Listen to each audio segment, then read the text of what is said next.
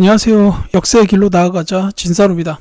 이 시간에는 2022년에 시행된 58회 한능검 기본 해설 강의를 진행하겠습니다. 제가 늘 기본 때는 심화 수준으로 해설 강의 한다는 거 좀 기억해 주셨으면 합니다. 1번부터 보겠습니다. 가시대의 생활 모습으로 옳은 것은? 하고 물었어요. 가족과 함께하는 가문화 체험 해가지고 박물관에서는 금속 도구를 사용하기 시작하고 권력을 가진 지배자가 처음 출연한 가시대 생활체험 캠프를 개최합니다 라고 나와 있었어요.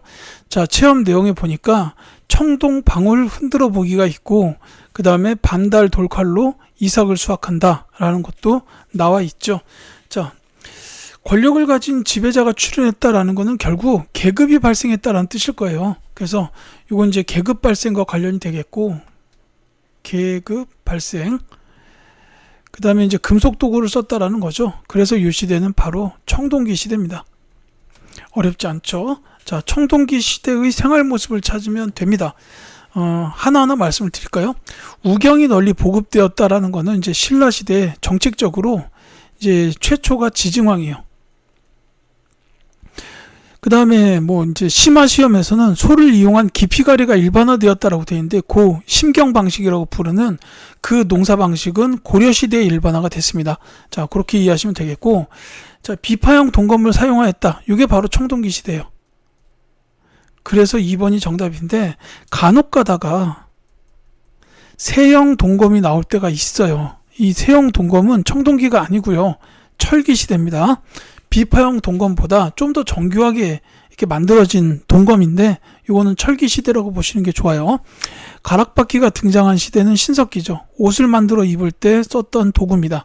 동굴이나 막집에서 산 거는 구석기 시대. 이때는 이동 생활을 했고 사냥이나 채집을 주로 했던 시기이기 때문에 이제 숙소를 정확하게 잘 지어 놓을 필요가 없어요. 그래서 이동 생활에 적합하게끔 동굴이나 막집 이런 게 있었다라고 보면 되겠습니다.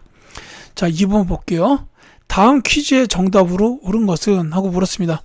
힌트를 종합하여 알 수 있는 나라가 어디냐를 물어봤는데, 1단계가 군장으로 읍군과 삼로 등이 있었다라고 돼 있어요. 요거는 두 나라가 해당돼요. 동해랑 옥저. 이렇게 두 나라가 여기에 해당되는데, 그 중에 2단계 보시면 민며느리제라는 이 결혼 풍습이죠. 바로 옥저입니다. 그래서 그 4번이 정답이네요. 이 옥저가 정답이 되겠고요. 그 다음에 이 옥저의 풍습에 뼈를 추려가지고 가족 공동 무덤에 안치한다라고 되어 있습니다. 요거를 가리켜서 이제 골장제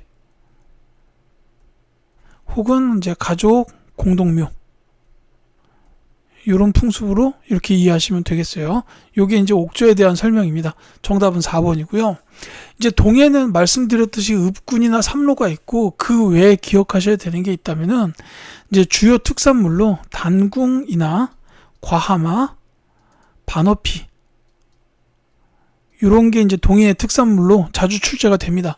그리고 이제 제천 행사 중에서 이제 무천, 요게 이제 동해의 제천 행사죠. 부여의 경우에는 이제 대표적으로 사출도를 관장했다. 사출도. 마가, 우가, 구가, 저가, 이런 이제 각각의 가들이 사출도를 관장했던 연맹왕국의 체계였고, 그 다음에 이제 그 형사취수제. 이제 형이 먼저 죽으면은 그 형수를, 이제 동생이 형수를 이제 아내로 맞이하는 이런 제도로 보시면 되겠어요. 그리고 그 제천 행사로 연고가 있었고, 기억하셔야죠. 그 다음에 또 하나가 이제 일책 12법. 뭔가 죄를 저지르면 12배로 갚는 그런 제도가 있었다라는 게 부여에 해당하는 거죠. 그 다음에 이 사만 같은 경우에는 이제 군장들을 가리켜서 신지나 읍차 이렇게 불렀고, 그 다음에 이제 그 종교적인 그 제사 관련된 제사장을 천군, 그리고 이들이 다스렸던 영토가 따로 있는데 거기를 소도라고 불렀어요. 그리고 이제 사만의 경우에는 계절제, 요 제천 행사를 계절제라고 불렀다. 이렇게 이제 기억해 주시면 되겠습니다. 전부 중요하니까 다 알아두시는 게 좋겠죠. 3번 가겠습니다. 가에서 닭까지를 일어난 순서대로 옳게 나열한 것은? 하고 물었습니다. 고구려 역사예요. 자, 이곳 평양성을 새로운 도읍으로 정하노라 라고 했습니다. 요거는 장수왕이죠. 장수왕 시기에 남진 정책을 펼치면서 도읍을 국내성에서 평양으로 이렇게 천도를 했다라는 거죠. 자, 그 다음에 보병과 기병 5만을 보내 신라 내무랑을 구원하도록 하라 라고 나왔습니다.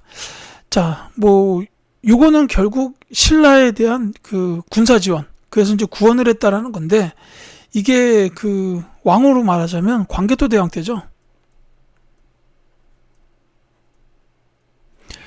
이때 이제 신라는 뭐 왕이라는 호칭을 쓰기 이전이에요. 그러니까 정확히 말하면 뇌물 마립간입니다. 이 뇌물 마립간 집권 시기에 그 외가 침입을 해오죠. 그래서 고구려에다가 군사 지원 요청을 하고 광개토 대왕이 받아들여서 보병과 기병 5만을 보냈다라는 게 이제 이 시기에 있었던 일입니다. 그러니까 신라에 침입한 외를 격퇴한 시기다. 이렇게 보통 기억하시면 되겠죠. 자, 그 다음에 다해 보시면 이곳 살수에서 수의 군대를 크게 물리쳤노라 라고 나왔습니다. 요거는 이제 왕으로 말하자면 영양왕 시기 7세기예요. 7세기고 영양왕 시기인데, 더 중요한 거는 이거 지휘하셨던 분들, 지휘하셨던 장군 을지문덕입니다. 이 을지문덕 장군께서 이 살수 대첩을 통해서 수의 군대를 정말로 크게 물리쳤었다라는 거죠. 자, 광개토 대왕과 장수왕은 5세기의 왕인데, 이 광개토 대왕이 장수왕의 아버지예요. 그러니까 이 광개토 대왕이 가장 먼저, 그 다음에 장수왕, 그리고 이제 이 영양왕 시기 나아가다. 즉 3번이 정답이다. 이렇게 보시면 되겠습니다. 자, 4번 문제 갈게요. 밑줄근 이왕의 업적으로 오른 것은, 자, 부여의 나성 발굴 과정에서 성의 북문터가 확인됐습니다. 부여 나성은 백제의 사비도성을 감싸는 방어시설이고, 수도를 웅진에서 사비로 옮긴 이 왕 때 축조된 것으로 추정됩니다. 바로 나오죠. 백제 시기에 사비로 수도를 옮겼던 왕, 바로 성왕입니다. 자, 그러니까 4번 문제는 성왕의 업적을 찾아주면 돼요. 이 성왕은 수도를 웅진에서 사비로 옮기면서 백제를 더 중흥시키려고 이제 노력을 하셨던 왕이에요. 이제 그러면서 몇 가지 업적이 있죠. 일단 국호는 남부여로 일치적으로 바꿨어요. 그 수도를 옮기기도 했지만 나라 이름도 남부여로 바꾸기도 했었고, 그 다음에 또 한 가지가 그 신라하고 함께 힘을 합쳐서 한강 유역을 차지했어요. 다만 신라가 이 한강 유역을 이제 나중에 가면 독차지하게 됩니다. 신라가 독차지해요. 그러니까 이제 성왕이 관산성 전투를 벌입니다. 근데 이 관산성 전투에서 이제 잘 하다가 이 성왕이 전사를 하게 돼요. 예, 이러면서 이제 성왕 시대가 끝나죠. 이제 요 흐름으로 이어집니다. 요거 이제 기억하시면 좋겠는데, 이 관련된 정답이 그래서 3번 진흥왕과 연합하여 한강 유역을 회복하였다. 이게 성왕 시기에 있었던 일이라고 보시면 되겠습니다. 딴 거 볼게요. 동진으로부터 불교를 받아들였다라는 것은 침묘왕입니다. 참고로 고구려는 전진의 순도를 통해서 불교를 받아들인 게 소수림왕, 그리고 신라의 경우에는 2차돈의 순교를 통하여 불교를 공인하게 됐다라는 게 법흥왕 시기예요. 근데 이제 다른 고구려나 신라의 경우에는 전성기가 되기 전에 불교를 먼저 받아들여서 백성들을 결집시키고 전성기로 나갔는데, 백제의 경우에는 그게 아니라 근초고왕 시기에 전성기를 먼저 이룩하고 그 이후에 침묘왕 시기에 불교를 받아들였다. 이런 차이점이 조금 있습니다. 자, 2번 고흥에게 역사서인 서기를 편찬하게 하였다. 이 고흥이 박사죠. 자, 요거는 근초고왕 시기입니다. 제가 조금 전에 말씀드렸던 백제의 최고 전성기를 일으켜낸 왕이에요.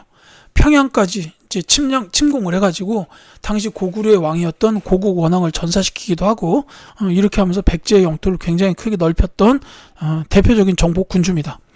자, 진흥왕과 연합하여 한강 유역을 회복하였다. 요 3번이 정답이었죠. 이게 이제 성왕 때 일이고, 대하성을 비롯한 신라의 40여 개의 성을 빼앗았다라는, 요거는 의자왕이에요. 장군 윤충을 보내어서 대하성 전투를 승리로 이끕니다. 그러면서 이게 7세기 중반인데, 이때 이제 삼국의 그 관계가 굉장히 급변하게 되는 그런 일로 이어지게 되죠. 자, 5번 가겠습니다. 밑줄근 이 나라에 대한 설명으로 옳은 것은 하고 물었어요. 자, 사진에 대해서 설명해 달라고 하니까 자, 이 나라의 왕성인 경주 월성입니다 해가지고 발굴 작업이 있었고 방어실 해자 복원이 마무리될 거다 이렇게 나왔습니다. 자, 경주라는 왕성이 나오는 순간 이 나라 신라죠. 자, 신라에 대한 설명을 찾아라라고 했는데 딱 보자마자 정답이 바로 첫 번째 선지에 있죠. 골품제라는 엄격한 신분제도가 있었다라는 겁니다. 이 뭐 성골, 진골, 그 다음에 6두품, 5두품, 4두품, 3두품, 2두품, 1두품 이렇게 나눠져 있는데 요 신분에 따라서 뭐 이제 집의 크기라든지 마차에 달아야 하는 말이 몇 필이냐 뭐 이런 것까지 결정이 돼 있었다고 해요. 그만큼 엄격한 제도였었죠. 이게 이제 신라고 전국을 5도 양계로 나누어서 통치한 나라는 고려. 그 다음에 빈민구제를 위하여 진대법을 실시한 나라는 고구려입니다. 근데 요거는 이제 왕까지 기억해 주셨으면 해요. 고국 천왕입니다. 당시 재상 을파소의 건의를 받아들여서 이제 우리나라 역사상 최초의 빈민구율제도인 진대법을 실시하게 되었다라는 거죠. 자, 정사함에서 중대사를 결정한 나라는 백제입니다. 자, 이렇게 보시면 되겠고요. 6번 갈게요.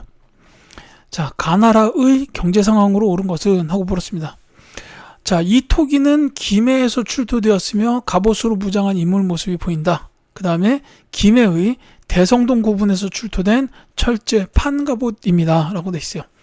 여기 문화유산 두 개의 사진을 봐도 이 나라를 알 수가 있지만 이 학생들이 하는 말에서 보면 다 김해예요. 김해. 특히 대성동 고분까지 나왔죠. 이 나라는 그래서 바로 금관가야. 자, 가야 연맹이 6개가 있었어요. 금관가야, 대가야, 아라가야, 소가야, 고령가야, 성산가야 이렇게 있었는데 이 중에서도 이제 금관가야는 김해. 그 다음에 한 가지 더 기억하신다면 대가야, 이진아시 왕이 세운 그 대가야는 그 고령 지역에 있었어요.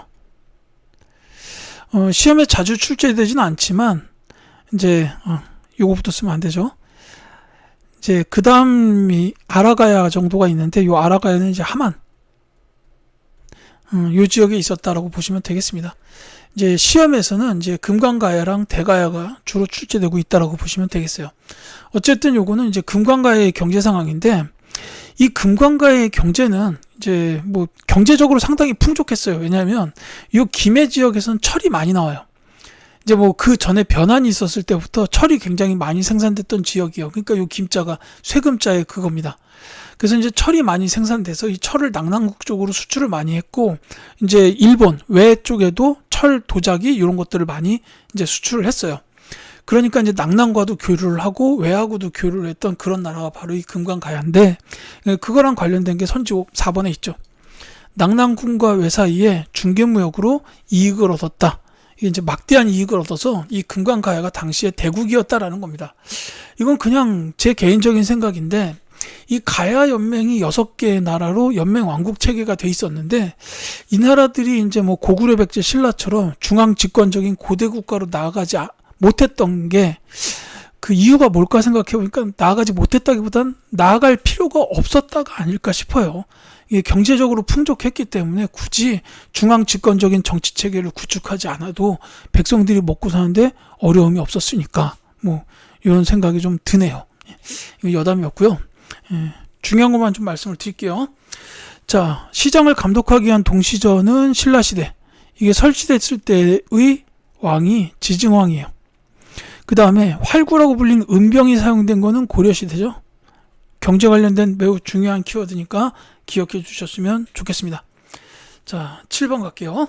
가에 들어갈 전투로 옳은 것은 자, 신라 최후의 승자가 되다. 한반도를 차지한 당을 몰아내고 신라가 삼국 통일을 이룬 과정을 집중 조명한다라고 돼 있어요. 자,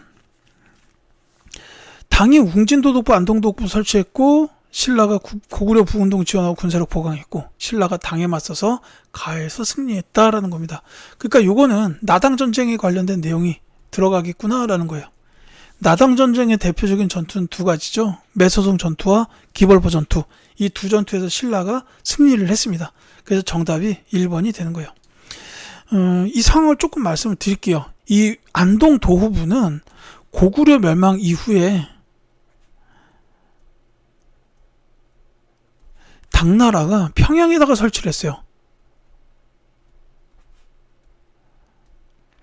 그러니까 당나라가 이 도후부를 설치했다는 건 여기를 자기네 영토로 놓겠다는 뜻이에요. 그러니까 이걸 본 신라가 뭔 소리야. 그러니까 이제 당나라가 이제 평양 쪽을 자기네 영토로 선포를 한다는 얘기는 결국 한반도를 다 먹겠다는 뜻 아니냐. 이렇게 해석을 한 거죠. 실제로 그게 맞았고. 그러니까 신라가 여기에 이제 반발을 했어요. 이거 우리 그 나당 연합 맺은 거랑 다르다. 얘기가. 그래서 이제 반발을 한 거예요. 그러면서 이제 신라가 먼저 요동으로 쳐들어가기도 하고 그랬습니다. 다만 그 요동 전투에서는 아마 패했을 거예요. 이 웅진 도독부라는 건 역시 그 백제 멸망한 그 웅진 지역에다가 그 설치한 거죠. 그러니까 이제 이 당나라가 이러다가 이제 한반도 우리나라 신라까지 다 먹겠구나 이렇게 생각을 한 거예요. 근데 이때 때마침 고구려 부운동이 일어납니다. 그 뭐 안승이 이제 안승을 중심으로 해가지고 부흥운동이 일어나죠. 뭐 건무장 고현모 같은 분들 활약하고.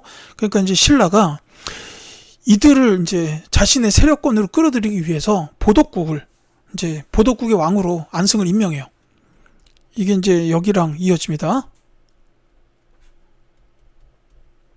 그러니까 신라에서 문무왕이 이 안승을 갖다가 보덕국의 국왕으로 임명하고 그 금마저 지금의 전북 익산 지역에 이 고구려의 유민들을 모아서 거기 살게 만들어요.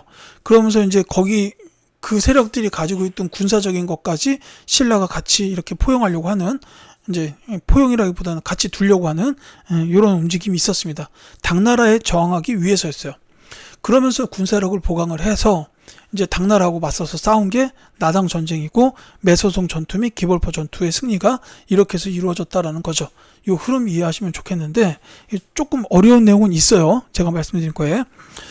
자, 우금치 전투는 동학농민운동 과정에서 맨 마지막에 있었던 공주 지역의 전투입니다. 남접과 북접이 연합해가지고 농민군의 규모가 커진 다음에 서울에 가서 일본을 막아내고 왕을 지키자 이렇게 해가지고 움직였는데 이 공주 우금치 고개에 있는 일본군들을 넘지 못하고 여기서 그만 농민군이 패하고 말았다라는 거죠. 자, 진수성 전투는 임진왜란 때 있었어요. 이거 지휘하셨던 분은 김시민 장군입니다. 이제 한산도 대첩 바로 이후에 있었던 전투죠.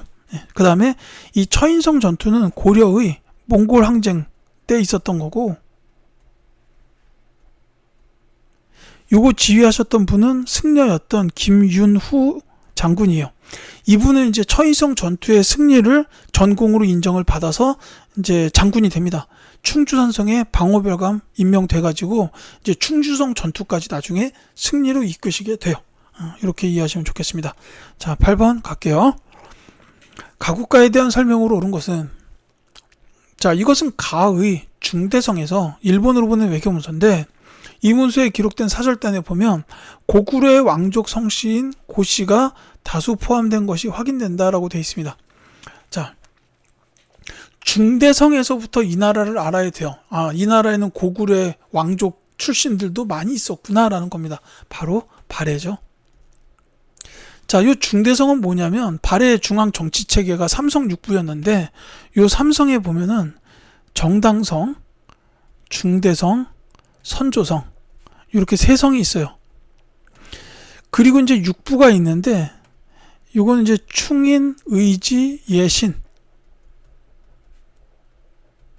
뭐 이렇게 6개가 있습니다. 그 유학에서 말하는 그 충인, 의지, 예신 요게 있는 건데 이게 이제 그 당의 영향을 받은 거예요. 당의 정치제도의 영향을 받았습니다. 당은 그 중서성, 문화성, 상서성 이렇게 있는데 발해는 그거를 발해만의 독자적인 기구로 발전을 시킨 거예요.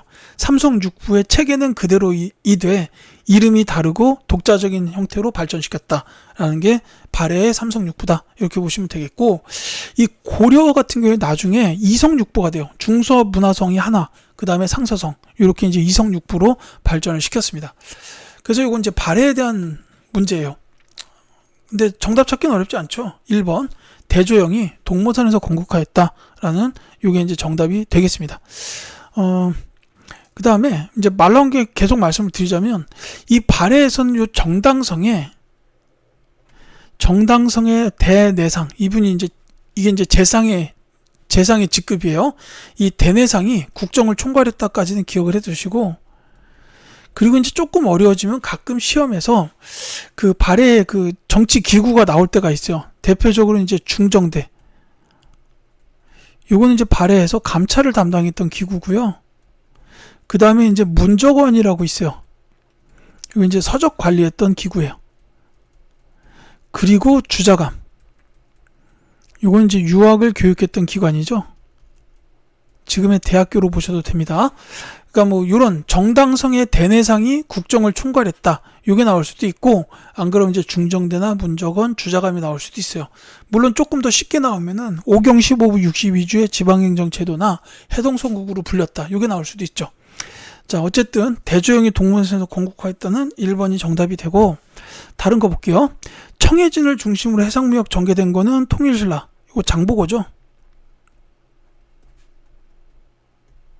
여러 가들이 별도로 사출도 주관 말씀드렸듯이 부여고요. 지방세력 견제를 위한 기인제도의 실시는 고려. 특히 요거는 태조왕건입니다. 이렇게 기억해 두시면 되겠죠. 자, 9번. 가왕협적으로 오는 것은, 자, 이무담 신라의 31대 왕인 가해 등으로 전해지고 있는데, 관리에게 관료전을 지급하고 노급을 폐지하여 귀족들의 경제 기반을 약화시켰다라고 나와 있으나, 바로 나와야 되는 왕 신문왕이에요. 통일신라 초기에 왕권 강화를 위해서 많이 노력하셨던 분이죠. 관료전 지급과 노급 폐지가 신문왕의 대표적인 업적입니다. 자, 이분이 하셨던 업적을 찾아주라라는 문제예요. 이것도 금방 나와야 됩니다. 정답은 1번 국학을 설립하였다라는 거예요.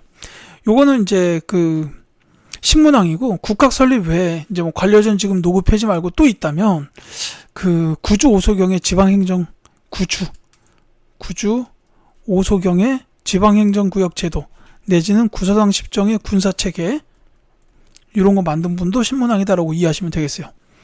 육두품들을 등용했고, 그때 이제 설총 이런 학자들도 있었다라는 게 같이 있죠. 자, 대가열을 정복했다 진흥왕. 자, 독서 삼품과를 실시하신 분은 원성왕입니다. 원성왕이에요. 자, 김원창의 난을 진압하였다고 이제 헌덕왕 때의 일인데, 이거는 왕보다는 신라 하대. 해공왕이 피살되면서 이제 김춘추 무열왕 계열이 이제 대가 끊겨요. 그래서 이제 그 다음부터는 뇌물 마립관 쪽 계열의 진골들이 왕위에 오르게 되는데, 이때부터 진골들의 왕위 다툼이 심해집니다. 그 시기에 있었던 대표적인 사건이다. 이렇게 이해하시면 좋겠어요. 자, 여담이지만 제가 이제 전에 경주를 갔을 때 신문왕 등을 꼭 가보고 싶었는데 그때 공사 중에서 못 갔어요. 여담이었습니다. 10번 갈게요. 자, 가에 들어갈 문화유산으로 오른 것은 하고 물었습니다. 자, 경상북도 영주에 있는 고려시대 건축물 이 문화유산인데, 자, 배울림 기둥과 주심포 양식이 특징이다. 이거 중요해요. 그리고 건물 내부에 아미타불이 모셔져 있다라는 것도 있죠. 자, 이제 정답을 그냥 바로 말씀드릴게요. 이거 이제 고려시대에 있었던 건축물이고 아미타불이 있다라는 거, 이게 대표적인 게 부석사 무량수전이에요. 정답 4번입니다. 이 부석사는 사실 통일신라 시대의 의상이 세운 절이에요. 다만 요 무량수전은 고려시대입니다.